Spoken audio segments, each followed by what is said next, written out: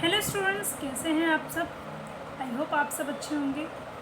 तो 11th standard का जो फर्स्ट बैच है, फर्स्ट जो राउंड है वो आने वाला है और आप अपने फॉर्म के साथ प्रिपेयर रहिए और साथ ही साथ मेरे लेक्चर्स को भी एंजॉय करते रहिए। तो चलो बिना टाइम वेस्ट के स्टार्ट करते हैं चैप्टर नंबर 6। इसके हमने ऑलरेडी बहुत सारे वीडियोस बनाए हैं, 4-5 वीडियोस हो चुके हैं इस लेक्चर के।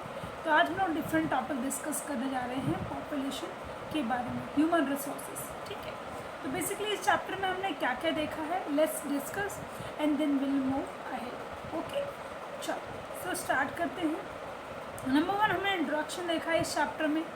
देन नंबर 2 हमने ट्रेंड्स इन पॉपुलेशन ग्रोथ देखा है। सिंस 1911 से 2011 तक का जो ट्रेंड्स है, जो पॉपुलेशन की यहाँ पे सर्वे के थ्रू दिखाया गया है, वो सारी चीज़ें हमने डिस्कस की। देन आफ्टर हमने डिस्कस किया है थियरीज ऑफ पॉपुलेशन ग्रोथ। पहले मल्थ्यूशन थियरी है जिसे रॉबर्ट मल्थ्यूस ने दिया है।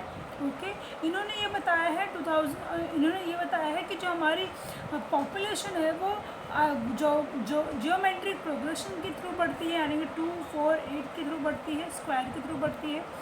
पर जो हमारा फूड सप्लाई है वो अरिथमेटिक प्रोग्रेशन से बढ़ता है, यानी कि 1, 2, 3, 4 की वे में बढ़ता है। तो जब पॉपुलेशन ज़्यादा होती है और फूड सप्लाई कम होता है तो इन दोनों के बीच क्या होता है, इम्बैलेंस क्रिएट होता है। ठीक है, ना सेकंड थियरी हमारी आती है डेमोग्राफिक थियरी, जिसको एजे कोल और यम हूवर ने अपनी बुक में बताया हुआ है। ठीक है, इन्होंने स्टेजेस में पॉपुलेशन डेमोग्राफिक ट्रांजिशन को बताया हुआ है। स्टेज नंबर 1 में इन्होंने लो ग्रोथ ऑफ पॉपुलेशन बताया है।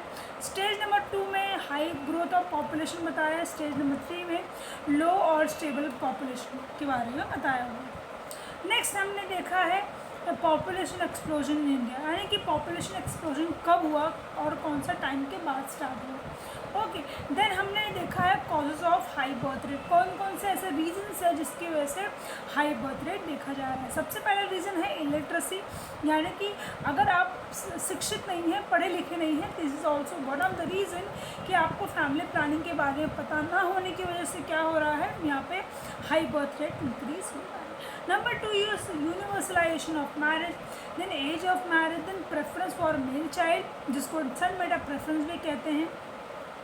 Then joint family system, then dependence on agriculture, then widespread poverty, and the last one is lack of awareness about family welfare service. Then next आता है causes of low death rate. तो basically इसमें कौन कौन से reason है। सबसे बड़ा रीज़न है कि मेडिकल और हेल्थ फैसिलिटी इंप्रूव हुई है। Number 2 maternal morality rate decrease हो गया है। Number 3 is infant morality rate कम हो गया है। नंबर 4 इलिटरेसी में इंक्रीमेंट आया है, यानी कि लोग एजुकेशन को लेके बहुत इनिशिएटिव ले रहे हैं। Number 5 use of nutritious food, लोगों का जो फूड कंजम्पशन पैटर्न है वो चेंज हो गया है। लोग जो हेल्दी चीज़ें हैं उन पर ज़्यादा फोकस कर रहे हैं। Then disaster management, okay, and the last one is improving social reforms, education, rapid urbanization, then improving in standard of living and public transport. Okay, then we have seen in the last lecture measures to check population explosion. Okay, तो इसमें कौन कौन से हैं। Number 1 is economic major, जिसमें आता है expansion of industrial sector, creation of employment opportunity and removal of poverty. And the last one is equitable distribution of income and wealth. Then next आता है सोशल मेजर, जिसमें हमने देखा spread of education, improving the status of women, raising the minimum age of marriage. Then next हमने देखा population policy of India, उसमें हमने family welfare programme देखा, देन फैमिली प्लानिंग प्रोग्राम देखा एंड नेशनल पॉपुलेशन पॉलिसी 2000 देखा। Okay, तो आज हम लोग देखने वाले हैं student population as a human resources introduction. ठीक है, तो population as a human resources का मतलब क्या, let's understand. Population constitute nation valuable resources and nature's bounty become significant only when people find it useful। देखो यहाँ पर क्या होता है कि जो पॉपुलेशन कॉन्स्टिट्यूट है, जो नेशन के लिए वैल्यूएबल रिसोर्सेज, अगर देखो supply human resource also one of the important thing. तो अगर अच्छा ह्यूमन रिसोर्स होगा, यानी कि स्किलफुल होगा, टैलेंटेड होगा, तो एजुकेटेड होगा, तो वो क्या होता है, वो यूज़फुल फाइंड होता है. But it is people with their demand and ability that turn into resources. So hence human resources is the ultimate resources. Okay, so healthy, educated, motivated people develop resources as per the requirement. मैंने अभी आपको बताया कि अगर ऐसे लोग होंगे तो क्या होगी, रिक्वायरमेंट बढ़ती है. So human resources like other resources are not equally distributed all over the world. So they differ in their education level, age and sex. देखो, जो ह्यूमन रिसोर्सेज अवेलेबल भी होता है नेशन के पास, वो इक्वली डिस्ट्रीब्यूट नहीं हो पाता. उसके रीज़न है क्योंकि वो कैटेगरी में डिवाइड हो जाता है. जैसे उसका एजुकेशन लेवल कैसा है, देन उसका एज कैसा है, सेक्स कैसा है, यानी कि मेल है या फिर फीमेल है. ऐसे बहुत सारी कंपनीज़ हैं जहाँ पर फीमेल को हायर करने के लिए एक बार वो लोग सोचते हैं, क्योंकि फीमेल्स की बहुत सारी चीज़ें होती हैं.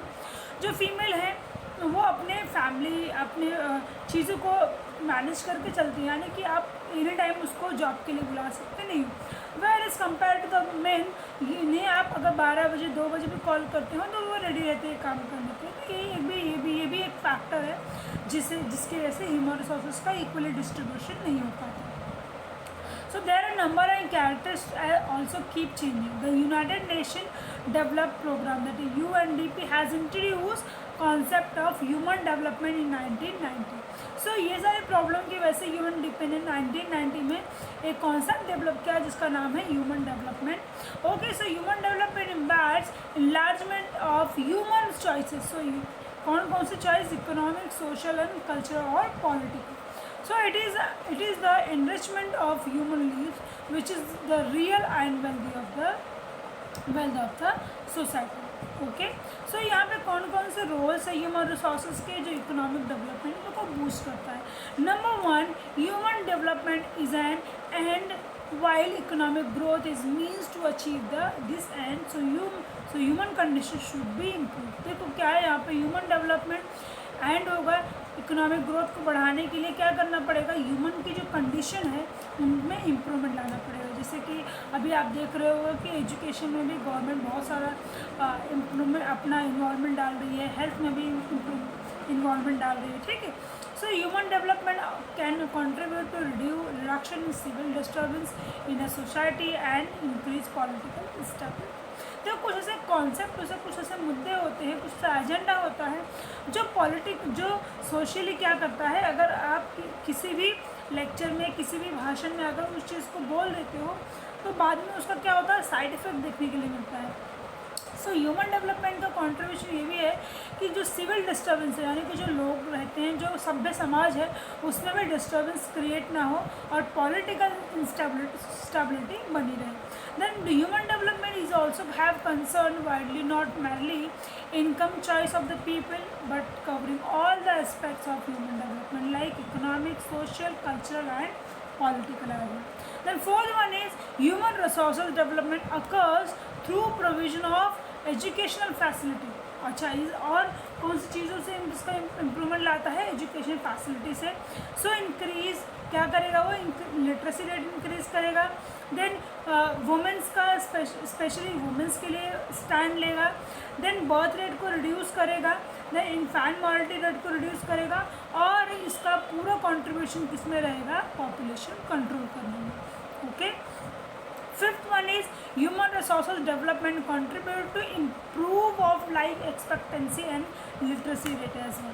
सो इससे क्या होगा, जो क्वालिटी ऑफ ह्यूमन है या जो इंसान की क्वालिटी ऑफ लाइफ है उसमें क्या आएगा, इम्प्रूवमेंट आएगा. ठीक है, नेक्स्ट आता है human resources development helps to bring about research and development. और क्या चीज़ें करनी चाहिए जिसकी वजह से ह्यूमन की जो लाइफ है उसमें डेवलपमेंट आएगा, उसमें ग्रोथ आएगा. And it motivate research in various educational institution. Then next one is human development leads to increase in human productivity. अब ह्यूमन प्रोडक्टिविटी का मतलब क्या होता है, जैसे कि investment in nutrition, health, education which result of higher productivity of the nation.